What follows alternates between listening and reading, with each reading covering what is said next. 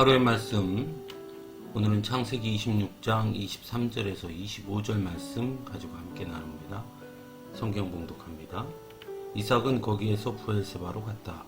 그날 밤에 주님께서 그에게 나타나셔서 말씀하셨다. 나는 너의 아버지 아브라함을 보살펴준 하나님이다. 내가 너와 함께 있으니 두려워하지 말아라. 내가 나의 종 아브라함을 보아서 너에게 복을 주고 너의 자손의 수를 불어나게 하겠다. 이삭이 그곳에 제단을 쌓고 주님의 이름을 부르며 예배하였다. 그는 거기에 장막을 치고 그의 종들은 거기에서도 우물을 팠다. 아멘. 오늘날 현대인들의 삶을 흔히 다람쥐 쳇바퀴 도는 것에 비유하곤 합니다. 즉 매일 반복되는 똑같은 일상을 살아가고 있다는 것이죠. 극심한 경쟁사회 속에서 살아남기 위해 다른 것에는 눈 돌릴 틈도 없이 그저 자신에게 주어진 삶의 자리에서 매일 반복되는 일상을 살아가게 된다는 것이죠. 그래서 어느 순간에는 과연 이렇게 사는 것이 맞는 것인가 하는 회의감을 갖게 되기도 하고 삶의 공허함을 느끼게 되곤 합니다. 하지만 이러한 현상은 어쩌면 우리 모두가 소위 스펙타클한 삶을 꿈꾸기 때문일 수도 있습니다.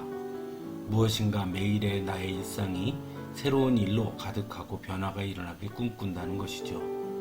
하지만 현실은 어제와 별반 다르지 않는 오늘을 살고 내일 역시 오늘과 다르지 않은 내일이 올 것 같다는 그 답답함 때문에 그래서 현실로부터 더욱더 탈출하고픈 욕구가 생기는 것인지도 모르겠습니다.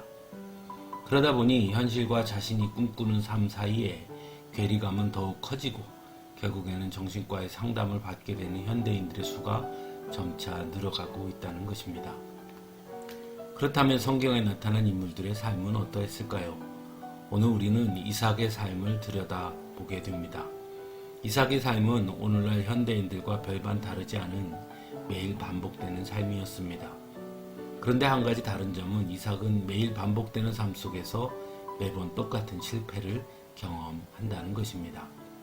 창세기 26장 12절에 보면 이삭은 농사를 지었고 엄청난 수확을 거두었습니다. 그러자 이삭이 머물던 곳의 왕은 이삭으로 하여금 그것을 떠나도록 요구합니다. 결국 이삭은 그곳을 떠나서 그랄 평원에다 장막을 치고 거기에 자리를 잡습니다. 즉 다시 정착을 시도한 것이죠.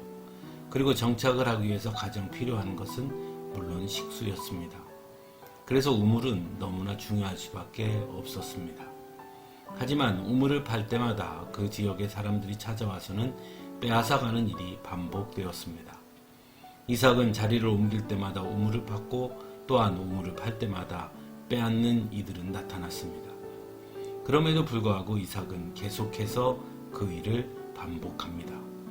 그리고 그런 이삭에게 하나님은 나타나십니다.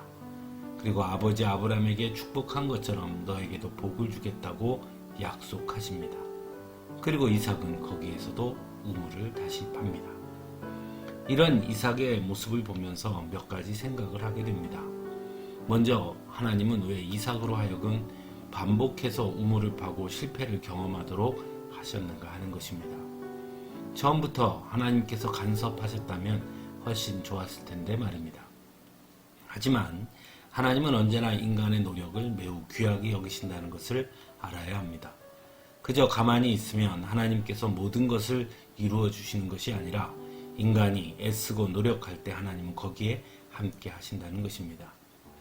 만일 이삭에게 이러한 어려움이 없었다면 오히려 하나님의 축복이 얼마나 큰 것인지 알지 못했을 것입니다. 그런 의미에서 이삭의 실패는 오히려 하나님의 축복을 더욱 빛나게 하는 일이었음을 알아야 합니다. 두 번째로 이삭은 하나님의 축복의 약속을 듣고도 우물을 팠다는 것입니다. 즉 이삭은 지금까지 반복되어 왔던 일을 어김없이 했다는 것이죠. 그리고 하나님의 간섭하심과 축복의 약속은 결국 그렇게 판 우물은 다른 이들에게 빼앗기지 않도록 하심으로 나타난 것을 보게 됩니다. 사랑하는 성도 여러분, 매일 반복되는 일상이 때로는 무료하고 따분하게 느껴질 때가 있습니다. 그러나 그 반복되는 일상 속에서도 하나님은 여전히 우리 곁에 계시다는 것을 볼 수 있기를 바랍니다. 그리고 감사하며 우리에게 주어진 일상의 삶을 소중하게 여겨야 할 것입니다. 하나님께서 이삭을 찾아오셔서 축복하셨듯이 바로 매일 반복되는 일상 속에서도 그 일상을 소중하게 여기고 그저 묵묵하게 그 길을 걷는 믿음의 자녀들에게도 하나님은 찾아오셔서 축복해 주실 것이기 때문입니다. 함께 기도하겠습니다.